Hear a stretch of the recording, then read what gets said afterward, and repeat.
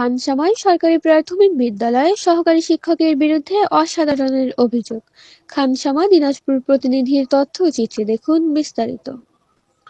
দিনাজপুরের খানসামা উপজেলার বালাপাড়া সরকারি প্রাথমিক বিদ্যালয়ের সহকারী শিক্ষক মোহাম্মদ কামরুল হাসানের বিরুদ্ধে অসদাচরণ ও বিদ্যালয়ের অভ্যন্তরীণ শৃঙ্খলা পরিপন্থী কর্মকাণ্ডের অভিযোগ উঠেছে।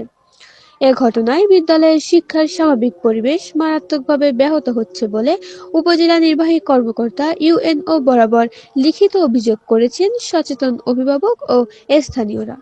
অভিযোগ সূত্রে জানা যায়, সহকারী শিক্ষক মোহাম্মদ কামরুল হাসান দীর্ঘদিন ধরে বিদ্যালয়ের শিক্ষক সমাজের মধ্যে বিভক্তি সৃষ্টি করে আসছেন। তার কয়েকজন অনুসারী শিক্ষককে নিয়ে নিয়মিতভাবে বিদ্যালয় ত্যাগ করে বোর্ডের হাট এলাকায় চায়ের দোকান আড্ডায় লিপ্ত থাকেন।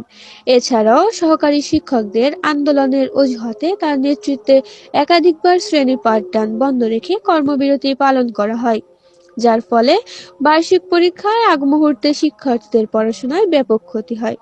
আরও অভিযোগ রয়েছে, গত ডিসেম্বর মাসে বিদ্যালয়ের বার্ষিক পরীক্ষা শুরু হলে তিনি কয়েকজন শিক্ষককে সঙ্গে নিয়ে পরীক্ষা বর্জন করেন।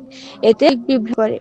পরিস্থিতি নিয়ন্ত্রণে আসলে বিদ্যালয়ের প্রধান শিক্ষক নিজ উদ্যোগে পরীক্ষা গ্রহণের ব্যবস্থা করলে সহকারী শিক্ষক মোহাম্মদ কামরুল হাসান ক্ষিপ্ত হয়ে ওঠেন। অভিযোগ অনুসারে তিনি প্রধান শিক্ষকের সঙ্গে অকথ্য ভাষায় গালিগালাজ করেন, বিদ্যালয় থেকে বের করে দেওয়ার হুমকি দেন এবং শারীরিকভাবে লাঞ্ছিত করেন।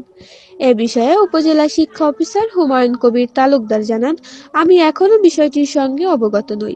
অভিযোগ যাচাই বাছাইয়ের পর প্রয়োজনীয় পদক্ষেপ নেওয়া হবে। মোহাম্মদ কামরুজ্জামান সরকার বলেন, অভিযোগটি আমার নজরে এসেছে। বিদ্যালয়ের পরিবেশ রক্ষার স্বাভাবিক করতে দ্রুত তদন্ত ও যথাযথ ব্যবস্থা নেওয়া হবে। শিশুদের স্বার্থ রক্ষা আমাদের প্রথম অগ্রাধিকার। সচেতন অভিভাবকরা জানান, দ্রুত কার্যকর ব্যবস্থা গ্রহণ না করলে বিদ্যালয়ে শিক্ষার পরিবেশ আরও অবনতির আশঙ্কা রয়েছে। তারা অবিলম্বে সুষ্ঠু ও নিরপেক্ষ তদন্তের মাধ্যমে দোষীদের বিরুদ্ধে দৃষ্টান্তমূলক ব্যবস্থা গ্রহণের দাবি